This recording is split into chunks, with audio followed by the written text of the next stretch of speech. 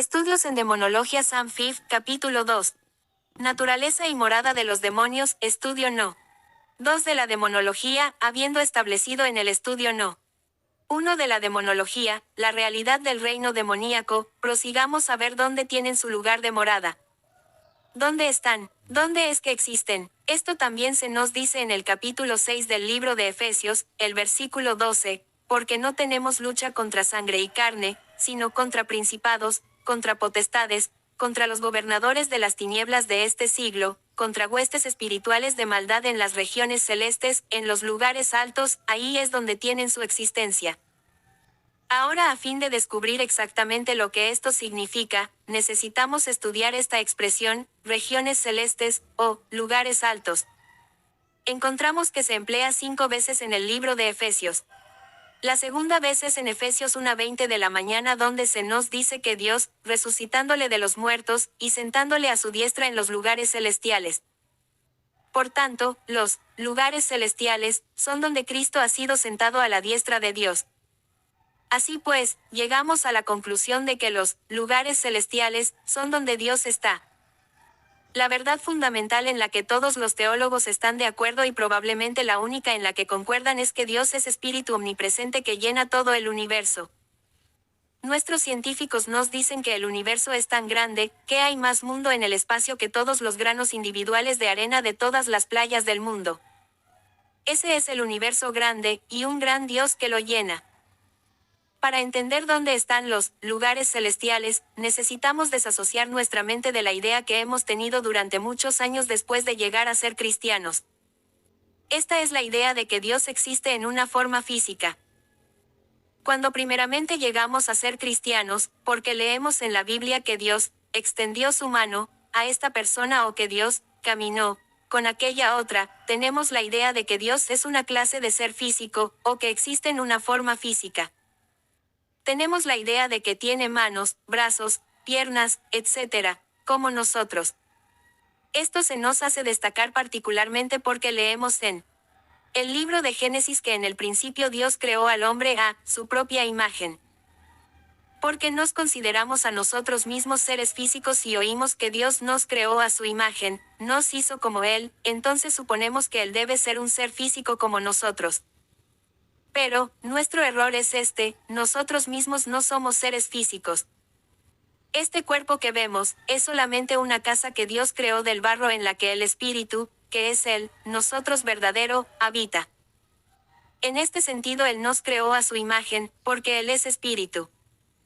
Jesús dijo a la mujer en el pozo samaritano, Dios es Espíritu, y los que le adoran, en espíritu y en verdad es necesario que le adoren, Juan 4:24 de la mañana. Por tanto, no somos seres físicos. El cuerpo es solo una casa que Dios creó del barro para que el espíritu habitase en él. Somos seres espirituales en el sentido de que somos creados a la imagen de Dios.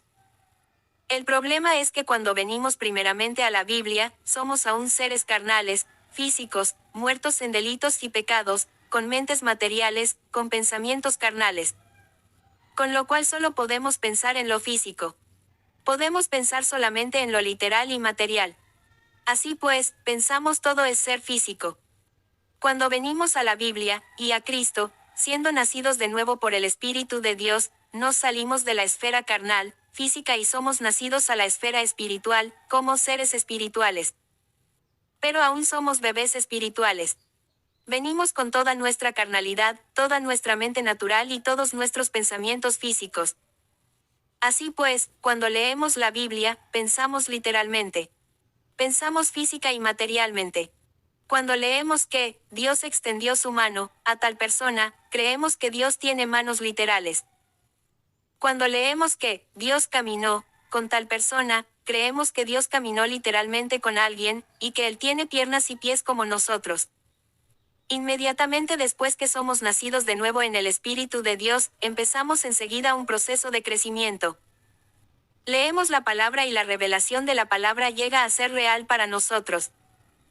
Empezamos una transición de seres carnales y físicos que éramos a seres espirituales que Dios se propone que seamos algún día. En medio de este crecimiento y transición, en vez de pensar siempre en lo físico y lo carnal, empezamos a ser seres espirituales. Entonces comenzamos a pensar en términos espirituales y en el espíritu. Empezamos a ver detrás de la letra literal de la palabra y empezamos a ver la realidad espiritual de la verdad espiritual. Empezamos a aprender lo que Jesús quiso decir cuando dijo, la letra mata, mas el espíritu vivifica. Entonces empezamos a ver detrás de lo material y literal y comenzamos a ver la verdad espiritual, y la realidad espiritual y el ser espiritual que la Biblia nos revela. En este punto aprendemos a través de la palabra que Dios es espíritu omnipresente que está en todas partes, completamente alrededor de nosotros. Luego, el siguiente paso, cuando aprendemos que Dios es espíritu omnipresente que llena todo este universo, es solo sentido común el darnos cuenta de que no puedes tomar un ser tan grande y embotellarlo en alguna forma física, en algún lugar, aun si fuera 1 milla de alto y 1 milla de ancho. No se puede hacer. Nuestro Dios que llena todo el universo es demasiado grande para ser embotellado en una forma física. Entonces sabemos que Él no existe en ninguna forma física. Nos damos cuenta y sabemos con certeza que Cristo no está sentado en un trono físico. Cuando comprendemos esto, podemos empezar a mirar detrás de la expresión literal, Cristo ha resucitado para sentarse a la diestra de Dios. De este modo no nos hacemos una imagen mental de Jesús sentado junto a un Dios físico en un trono físico durante los últimos 1900 años, meramente sentado, sentado, sentado. Vemos la verdad espiritual que nos es presentada por esta expresión. La idea de un Dios sentado en un trono y Jesús sentado en otro trono a su lado nos revela la verdad que Jesús fue ascendido a una coigualdad, coliderato con Dios. Esta es la verdad espiritual que Dios quiere presentar por la expresión literal, sentándole a su diestra en los lugares celestiales. Vemos que esto nos demuestra la posición espiritual de Jesús, no ninguna posición física. Entonces cuando aprendemos dónde está Dios, y que Dios está en todas partes, luego vemos que los lugares celestiales están completamente alrededor de nosotros. Es la esfera espiritual invisible donde Dios está, y no solo donde Dios el Espíritu está, sino donde Jesús y sus santos ángeles tienen su existencia. Pero, es también donde Lucifer y sus demonios, sus espíritus inmundos y malignos, tienen su existencia. De manera que los lugares celestiales, de los que leemos en Efesios 1:20 de la mañana donde está Cristo, son los mismos lugares celestes de los que leemos en Efesios 6:12 de la mañana, donde la Biblia dice que está el reino demoníaco. La Biblia no hace ninguna distinción. Son los mismos lugares celestiales.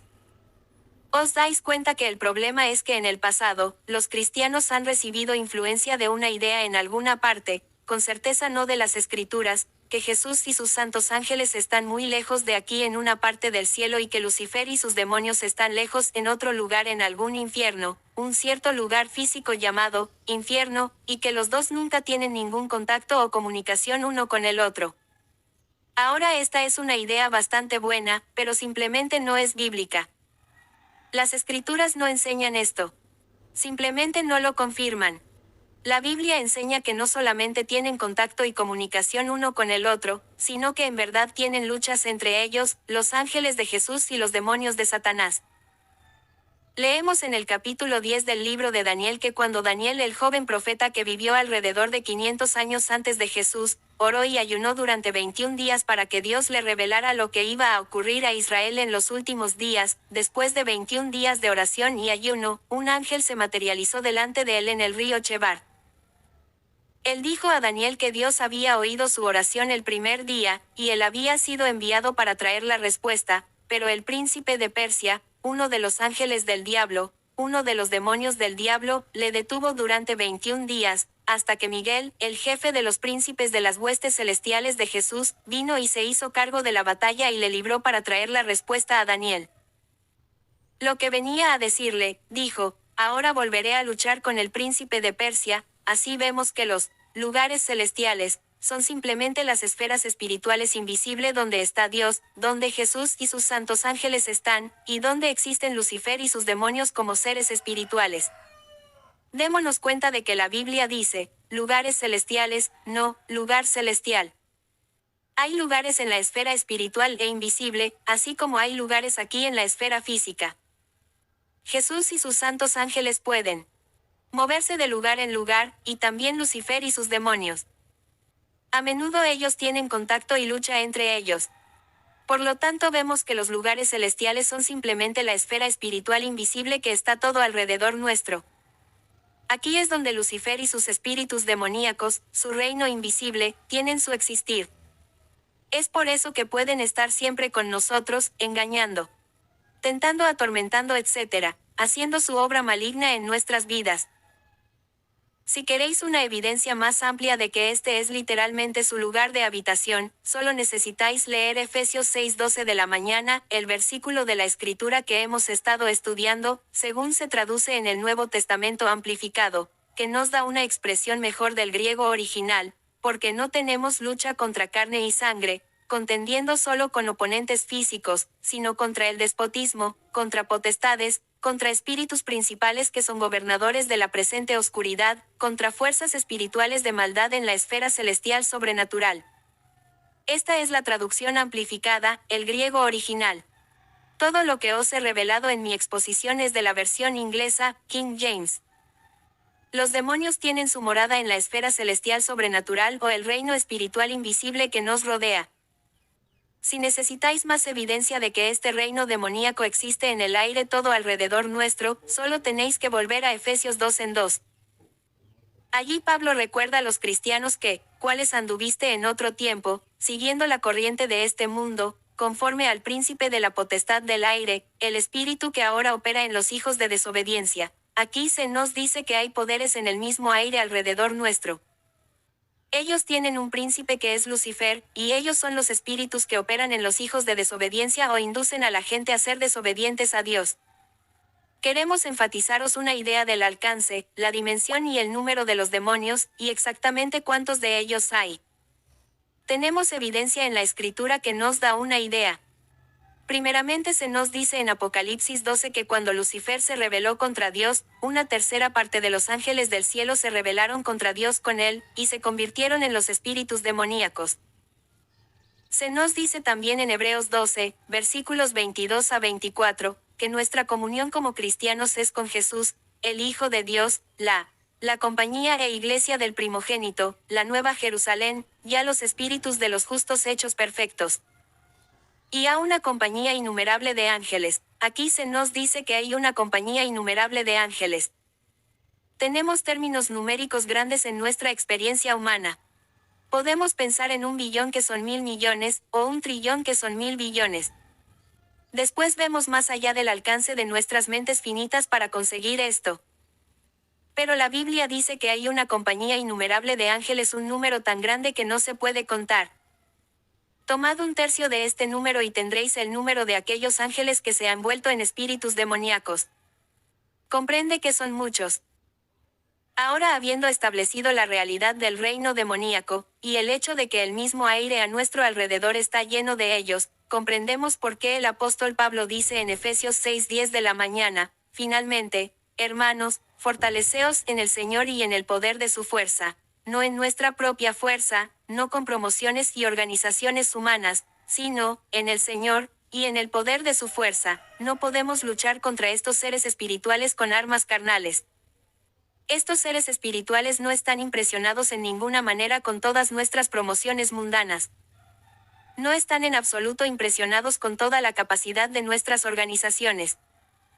No están en absoluto impresionados con los millones de dólares que gastamos para atraer gente a la iglesia, para hacerles ir a través de una fórmula y rito carnal y físico. No están impresionados cara en ninguna manera con ninguno de estos esfuerzos carnales. Solamente se impresionan cuando la gente comienza a caer sobre sus rodillas y orar, emanando poder espiritual a través del derramamiento de la fe de sus corazones.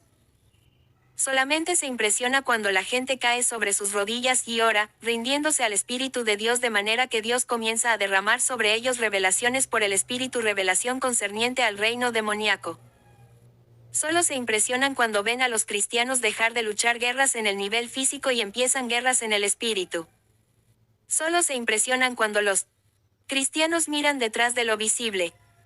Solo se impresionan cuando los cristianos comienzan a darse cuenta de que enemigo con el cual están luchando no es sangre ni carne, de manera que cesan de tratar solamente con las manifestaciones, dejan de tratar solamente con la gente y las cosas que hacen o dicen. Comienzan a permitir que el Espíritu de Dios les guíe para luchar en el Espíritu, tratar con los seres espirituales que son la causa de toda la confusión en primer lugar. Solo se impresionan cuando los cristianos reconocen que no estamos luchando contra carne y sangre, entonces dejan de contender unos contra otros. Cuando los cristianos aprendan esta verdad, ya no contenderán unos contra otros, criticándose mutuamente. Reconocerán que tienen un enemigo común. Se juntarán en amor y comenzarán a orar el uno por el otro. Cuando a menudo hoy las iglesias son desgarradas con grandes heridas que ocasionan un gran daño al testimonio de Jesucristo, simplemente porque estos espíritus invisibles se introducen y comienzan a poner en la mente de un grupo objeciones acerca de los otros. Después ambos grupos, en vez de mirar detrás de la carne y sangre y ver el reino demoníaco que está causando la división, y caer de rodillas y orar unos por otros, las dos partes empiezan a contender entre sí. En lugar de arrodillarse buscando a Dios para que el Espíritu Santo pueda juntarles en amor, solucionando sus diferencias de opinión a fin de que cada parte pueda ser liberada de los espíritus demoníacos que están causando la división en primer término, empiezan a contender y a luchar entre sí.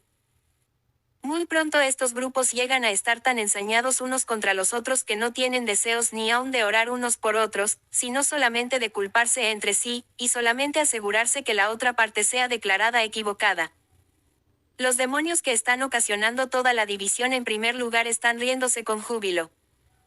La situación continúa hasta que hay una división en la Iglesia de Dios.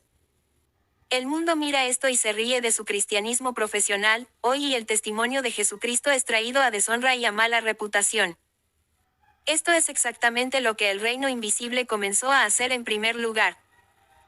Más aún es solo cuando somos fuertes en el Señor hoy en el poder de su fuerza, luchando la guerra en el Espíritu, que el reino de Satanás va a ser vencido cual y Jesús va a volver. Habiendo establecido la realidad de este reino invisible, hemos por qué Pablo nos dice que nos pongamos toda la armadura de Dios. En lo que queda de este estudio, vamos a mirar esta armadura y ver alguno de los instrumentos de guerra que Dios nos ha dado con los cuales derrotar el reino demoníaco. Ceñidos vuestros lomos con la verdad. La primera pieza de esta armadura, dice Pablo, es la verdad. Efesios 6:14 de la mañana dice, estad pues, firmes, ceñidos vuestros lomos con la verdad.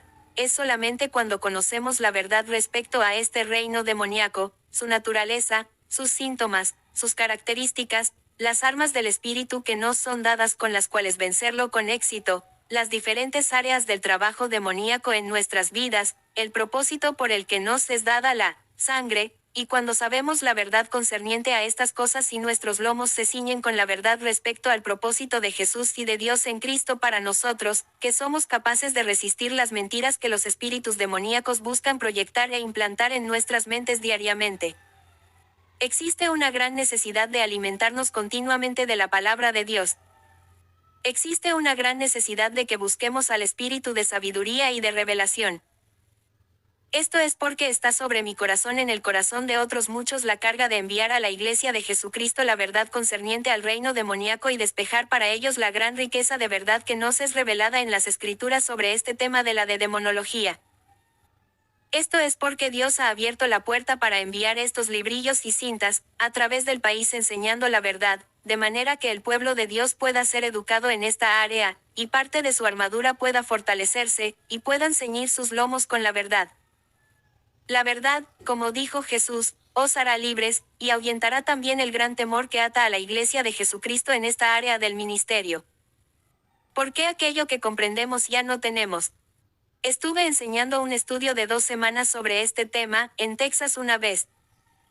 Muchas de las personas después de la conclusión del estudio dijeron, hermano Fife, justamente esta enseñanza me ha traído liberación de un espíritu que ha estado oprimiéndome durante años. Estas personas habían estado sufriendo depresión y opresión y estas experiencias de los demonios. Ellos no sabían lo que era. Porque no querían impedir su testimonio, no confesaban lo que pasaba dentro de ellos a sus compañeros cristianos. Estaban llevando la carga dentro de ellos mismos, luchando la batalla lo mejor que podían. Dijeron, ahora sé lo que ha causado esto, y la mismísima enseñanza de la verdad me han traído liberación. Sí, cuando tenemos nuestros lomos ceñidos con la verdad, entonces estamos preparados para estar firmes contra el enemigo. La coraza de justicia. Esta es una parte muy importante de nuestra armadura y nuestra guerra contra espíritus demoníacos. Si no estamos caminando en santidad y justicia, cuando los demonios nos tientan y engañan en esas cosas que son pecado y que nuestra naturaleza y conciencia regenerada saben que es pecado, tan pronto como ellos nos engañan en algo, venciéndonos y haciendo que cometamos el acto, ellos vuelven y comienzan a implantar en nuestras mentes condenación. El diablo, que es el acusador de los hermanos, comienza a acusarnos, a señalarnos que le hemos fallado a Dios, de manera que trata de inculcar en nosotros un sentimiento de que Dios está descontento con nosotros, y que no servimos, y que de ninguna manera podemos vivir la vida cristiana. Esto nos trae bajo condenación, bajo un sentido de culpa, aumentando un complejo de culpa dentro de nosotros. Cuando venimos a orar, sentimos que Dios está descontento con nosotros, de manera que no podemos orar con verdadera fe para que Él oiga y conteste nuestras oraciones. No podemos orar con verdadera fe. Y como la fe es la cosa que mueve la mano de Dios, Él no puede responder. Así es que el poder de Dios ha sido robado de nuestras vidas. Cuando caminamos en santidad y justicia y nos ponemos la coraza de justicia, el enemigo no tiene arma con la que acusarnos, con la que separarnos de Dios. En este punto queremos revelar el tremendo poder del arma de la justicia imputada, que nos es dada en Cristo. Aquí podemos aprender cómo usar la sangre de manera efectiva a fin de derrotar a los espíritus demoníacos. ¿Veis? Una razón por la que Dios dio a su Hijo Jesús para derramar su sangre en la cruz por nosotros, en primer lugar, es porque Él sabía que Satanás estaría tentándonos al pecado continuamente, venciéndonos y haciéndonos pecar, y que cuando Él nos tentase y nos venciese, Él podía volver y señalarnos con el dedo acusador y decir: «¿Ves? No sirves para nada. Le has fallado a Dios otra vez», y así ponernos bajo condenación y decir: «Dios está descontento contigo». El diablo sabe que mientras permanecemos bajo este tremendo complejo de culpa nunca podríamos venir a Dios con verdadera fe, creyendo que nuestro Padre Celestial nos ama, y que Él está satisfecho con nosotros, que somos perfectamente aceptables a Él y por lo tanto orar en fe, creyendo que hemos recibido lo que hemos pedido. Jesús dijo que, a fin de recibir, deberíamos creer, para tener el poder de Dios obrando en nuestras vidas. El diablo sabe que siempre y cuando nos pueda mantener bajo condenación, nunca tendremos la fe para continuar y vencer nuestros pecados y debilidades. Por esta razón, Dios no dio a Cristo, la cruz y la sangre, para que pudiéramos saber que el ser aceptables a Dios no depende de lo que hacemos, sino de lo que Jesús ha hecho por nosotros.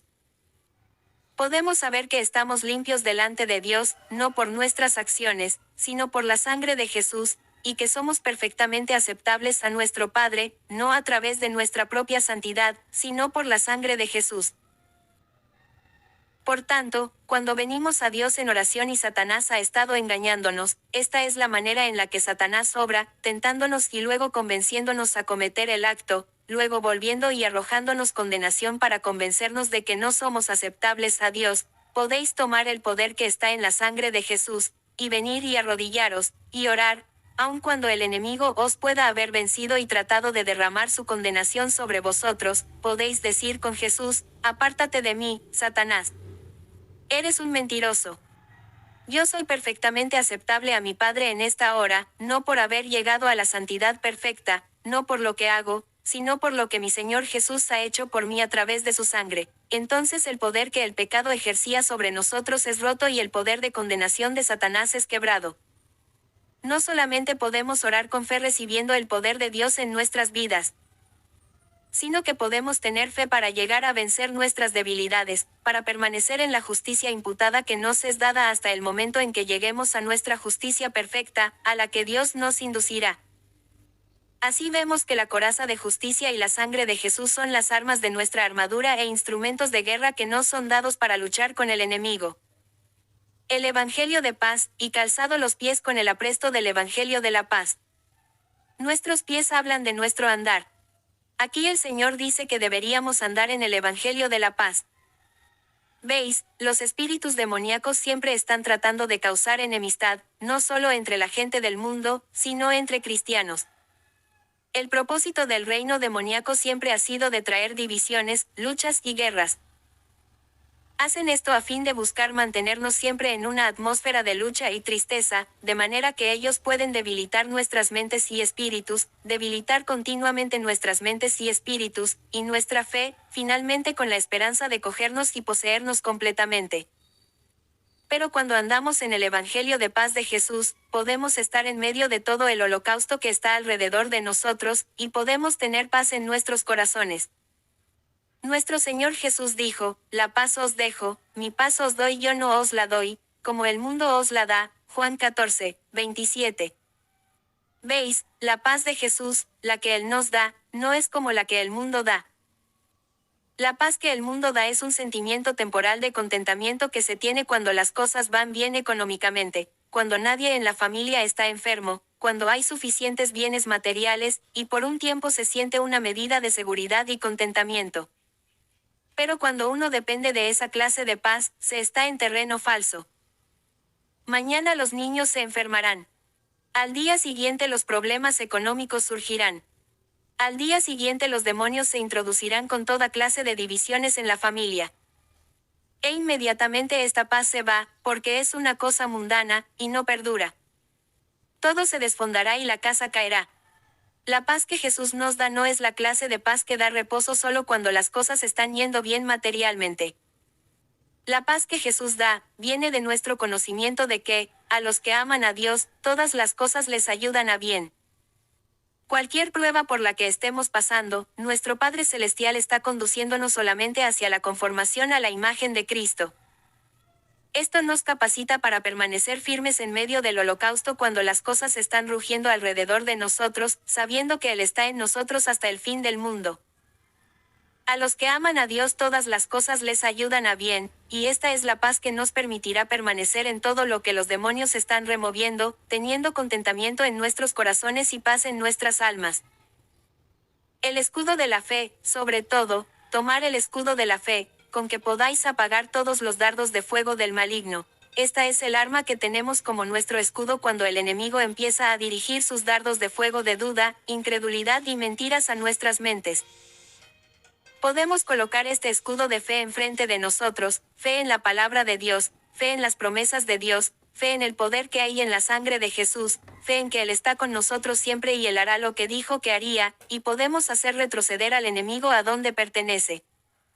El yelmo de la salvación. El yelmo va sobre la cabeza. Por supuesto, una herida en la cabeza puede ser seria, pero gracias a Dios que el Espíritu Santo nos ha revelado que somos salvos por la sangre de Jesús. Nuestra salvación es completa y terminada en el corazón y mente de Dios. Solamente necesita ser llevada a cabo en nuestra experiencia. Cuando tenemos la cabeza cubierta con el yelmo de este conocimiento, que somos salvos una vez por todas y para siempre, por la sangre de Jesús, y entonces todos los engaños que los demonios quieran hacernos, todas las mentiras que presenten delante de nuestros ojos para tratar de detenernos no podrán detenernos de seguir hasta aquel lugar que Dios ha preparado para nosotros. La espada del Espíritu. Y la espada del Espíritu, que es la palabra de Dios. Todas las otras armas que han sido mencionadas aquí, la coraza de justicia, ceñidos los lomos con la verdad, el yelmo de la salvación, calzados los pies con el evangelio de paz, el escudo de la fe, son armas defensivas con las cuales resistir el ataque del enemigo. Pero la espada del Espíritu, que es la palabra de Dios, es un arma ofensiva, es un arma con la que podemos ir adelante contra el enemigo, un arma con la que el enemigo no puede resistir. ¿Recordáis cuando Jesús fue tentado por Satanás en el desierto? Él tomó la palabra de Dios y batió a Satanás hasta el agotamiento. Satanás dijo, si eres hijo de Dios, di a esta piedra que se convierta en pan.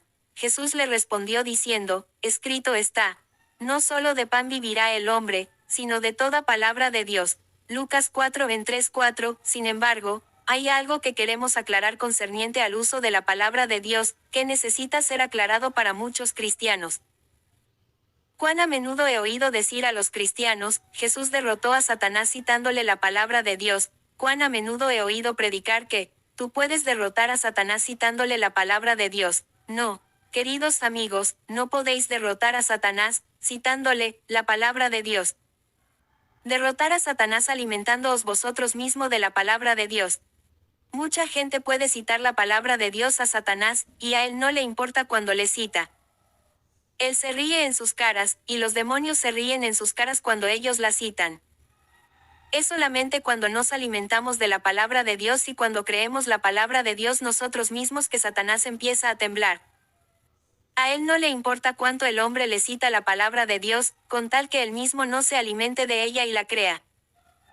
Jesús dijo, escrito está, no solo de pan vivirá el hombre, sino de toda palabra de Dios. Él estaba derramando en su propia conciencia esta escritura, edificando su propia fe en esta verdad. Esta verdad me fue revelada hace algunos años por una experiencia de uno de los diáconos de nuestra iglesia. Él era un agente de seguros, y un día mientras estaba fuera en su recorrido de seguros, repentinamente le agarró una jaqueca, con un dolor tan tremendo que empezó a conducir a su casa. Al tiempo que llegó a su casa, no podía ni aún entrar en ella. Dio un traspiés y cayó en el patio y su esposa tuvo que salir y ayudarle a entrar. Se acostó sobre su cama, y habiendo sido sanado antes a través del poder de la fe, empezó a orar a Dios que le sanara del dolor de cabeza. Habiendo oído esta declaración antes de citar la escritura a Satanás, empezó a citar la escritura a Satanás de las promesas de Dios. Al hacer esto, de repente comenzó a ver una visión. En la visión se vio a sí mismo rodeado por un muro y directamente enfrente de él había una entrada o puerta en el muro. Puesto justo delante de la puerta vio un gigante perro de presa guardando la puerta para impedirle salir. Entonces se vio a sí mismo arrojando trozos de masa de pan a este gigantesco perro. Pero cada vez que arrojaba un pedazo de masa de pan, como pasaba a través de la puerta, una pequeña figura como de duende sacaba su cabeza de detrás del muro y cogía la masa de pan. Nunca llegaba al perro. Después la visión cambió. Se vio a sí mismo y en lugar de arrojar el pan al perro, comenzó a comerlo él mismo. Cuando lo hizo, inmediatamente su dolor de cabeza fue sanado y el dolor cesó. La visión se acabó. Supo que Dios le había dicho, no cites la palabra a Satanás, la palabra estaba simbolizada por la masa de pan, sino come la palabra tú mismo. Cuando lo hizo, la fe empezó a elevarse en su corazón, el poder de Dios empezó a obrar y fue completamente sanado. Por tanto, la primera cosa que queremos ver es que debemos alimentarnos de la palabra de Dios nosotros mismos, después podemos darla a otros, a fin de que ellos puedan alimentarse de ella, y cuando todos nosotros nos alimentemos de ella, y la creamos, permanezcamos firmes en ella, entonces el reino demoníaco es derrotado. No tiene objeto el citarla a ellos. Ellos no la creen. Nunca la creerán. Ellos han cruzado el límite del regreso. Pero cuando la creemos nosotros, entonces todas las mentiras de los demonios no pueden tener efecto en nosotros y el poder de Dios Todopoderoso obra en nuestras vidas. Me gustaría añadir al finalizar este estudio unas pocas armas más que no son dadas con las que luchar con el enemigo. La más importante de todas es el amor. ¿Veis? Cuando entendéis que la gente hace lo que hace, y son los que son, no por ellos mismos sino a causa de los espíritus demoníacos que les están engañando, entonces no nos irritaremos con esas personas o miraremos la manifestación. Les amaremos. Así siempre. Podemos ir a ellos en amor, y no solo podremos orar por ellos, sino que atrayéndoles a nosotros podremos llegar a ellos, pudiendo señalarles lo que los espíritus les están haciendo. Les podremos enseñar, y luego ellos pueden vencer los espíritus. Habremos ganado a nuestro hermano, y Dios es glorificado. Cuando no les amamos, cuando nos irritamos con ellos a causa de lo que hacen, entonces los espíritus han conseguido separarnos de ellos, no les podemos ayudar, y el reino demoníaco gana la batalla. Alabanza. El siguiente instrumento que quiero compartir con vosotros que es poderoso contra Satanás es el arma de la alabanza. Los espíritus demoníacos no soportan la alabanza. Hay una razón muy buena para esto. Veis, un espíritu demoníaco tiene una naturaleza que es diametralmente opuesta a la vuestra y a la mía. Nosotros tenemos la naturaleza de Dios. Nos gusta estar en un ambiente donde la gente está hablando de Dios y adorándole y dándole culto. Pon a cualquiera de nosotros en una casa de prostitución o en una taberna donde se lleva a cabo toda clase de charlas sucias, de tal manera rozaría con nuestra naturaleza que querríamos salir de aquel lugar rápidamente. Pero entonces si la cosa empeorará, definitivamente no podríamos resistirlo y simplemente tendríamos que levantarnos e irnos. Aún así, los espíritus demoníacos tienen una naturaleza que ama a esa clase de ambiente. Ellos se gozan en ella, y le es agradable a su naturaleza. Pero ponedles en un ambiente entre un grupo de gente llena del Espíritu que están alabando y dando culto al nombre del Señor Jesús, esto irrita tanto su naturaleza que no pueden resistirlo, y tienen que salir. Cuán a menudo he visto esta verdad manifestada. Puedo acordarme de una vez hace algunos años cuando estábamos dedicando un nuevo edificio para la iglesia. Habíamos invitado a 4 o 5 ministros que estaban de visita. Tuvimos cultos que duraban todo el día con almuerzo en el lugar. Después del almuerzo, volvimos a las 2 y todo el resto del día alabamos a Dios un rato, luego alguien predicaba una palabra. Después alabamos a Dios de nuevo, y alguien más se levantaba y predicaba. Finalmente, a las 5 de la tarde el poder de la alabanza llegó a ser tan fuerte que había un hombre sentado en la congregación que estaba poseído por espíritus demoníacos, y no podían soportarlo más. De repente le hicieron ponerse de pie de un salto y hacer toda clase de movimientos extraños como si estuviese poniendo un encanto sobre la congregación. Después salió corriendo por la puerta tan rápido como pudo. Los demonios no podían aguantar ya más la alabanza, la adoración y el culto a Dios que estaba manifestándose. Y los he visto derrumbarse y llorar bajo el poder de la alabanza. Hace algunos meses fui llamado a la ciudad de Lubbock, Texas, para echar fuera demonios de un joven que estaba poseído por ellos.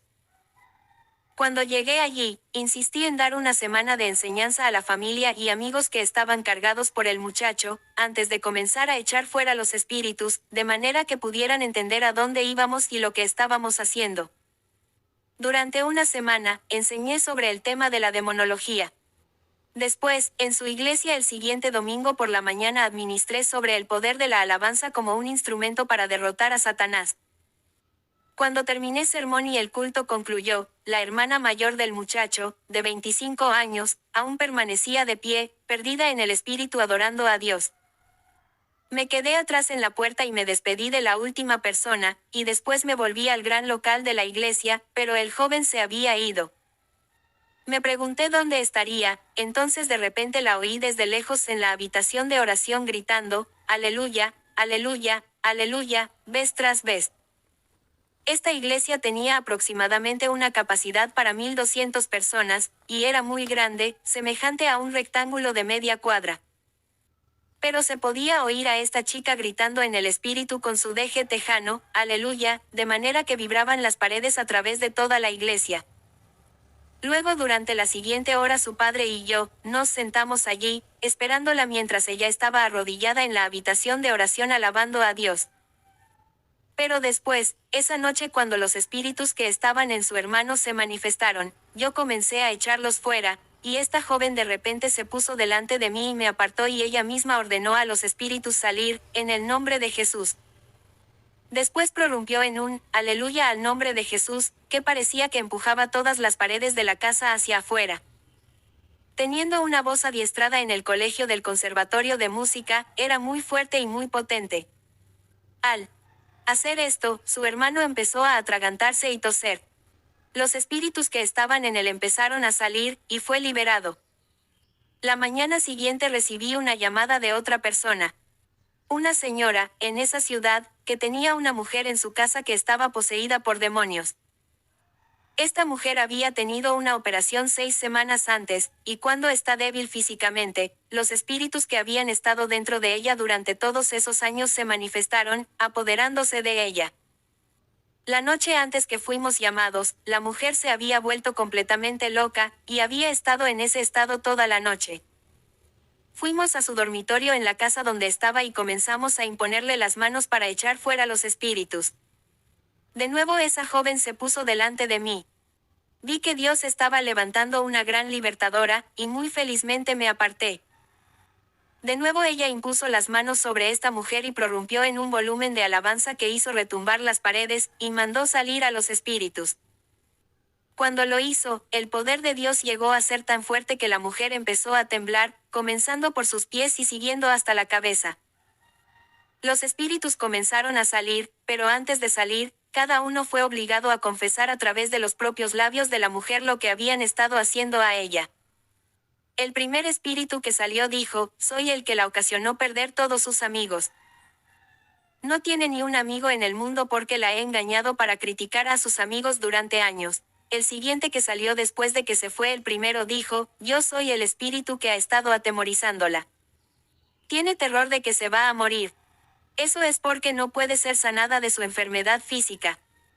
Yo he derramado temor dentro de ella. Había 15 espíritus en esta mujer, y cada uno cuando salía fue obligado por el poder de Dios a confesar lo que había estado haciendo con la mujer, y después a salir. Cuando salió el último, fue obligado a confesar, soy el último. Pensé que estaba mintiendo, pero no. Después que salió, oramos con la mujer, y fue llena del Espíritu Santo. La dejamos hablando en lenguas y magnificando a Dios. Los demonios no pueden soportar la alabanza. Esto es porque los grandes avivamientos pentecostales han henchido la tierra durante los últimos 60 años apoyados por las dos cosas: alabanzas y lenguas. Si comprobáis las estadísticas, y estudiáis la historia de Pentecostés, descubriréis que la primera cosa que el Espíritu Santo ha traído a cada iglesia en la que el bautismo del Espíritu Santo se ha manifestado es las lenguas y luego la alabanza. En la vida de cada individuo que ha recibido el bautismo del Espíritu Santo, la primera cosa que el Espíritu ha traído es primeramente las lenguas y después gran alabanza. Esto es porque el Espíritu Santo sabe que estas son las dos cosas que los demonios no pueden aguantar. Esto es porque no hay poder para sanar en las iglesias nominales que no han recibido la verdad del bautismo del Espíritu Santo. Porque no hay alabanza para echar fuera a los demonios que están continuamente rondando y acechando sus cultos. ¿Habéis entrado alguna vez a un culto de una iglesia al comienzo del culto y habéis experimentado una sensación de pesada opresión sobre la congregación, aún en una iglesia llena del Espíritu, pero no había poder de Dios como resultado de ello? Entonces, a medida que la gente empezaba a adorar a Dios y el Espíritu de Dios comenzaba a moverse dentro de ellos, empiezan a prorrumpir en un volumen de alabanza. De repente la atmósfera es despejada, hay una liberación instantánea, y podéis sentir su presencia para sanar. Esto es porque los espíritus demoníacos que estaban rondando y al acecho sobre la congregación no pudieron soportar la alabanza que emanaba, y fueron ahuyentados. Cuando las iglesias nominales de nuestro mundo conozcan esta gran verdad y se rindan al Espíritu de Dios dejando que Él manifieste el bautismo del Espíritu Santo, y luego las lenguas que es el don para edificación de nuestra fe, y luego la alabanza que es el instrumento que aleja a los demonios de nosotros, entonces el poder de Dios estará presente para sanar en sus cultos también. Es uno de los instrumentos más grande que nos es dado para luchar contra los espíritus demoníacos y es perfectamente científico. Su naturaleza no puede soportarla. No pueden aguantar estar en la presencia de aquellos que están amando y adorando a Jesús. Cuanto más lo usemos, tanto más el poder de Dios será manifiesto en nuestras vidas. Quiera Dios hacerlo real a vuestros corazones. En el nombre de Jesús. Amén.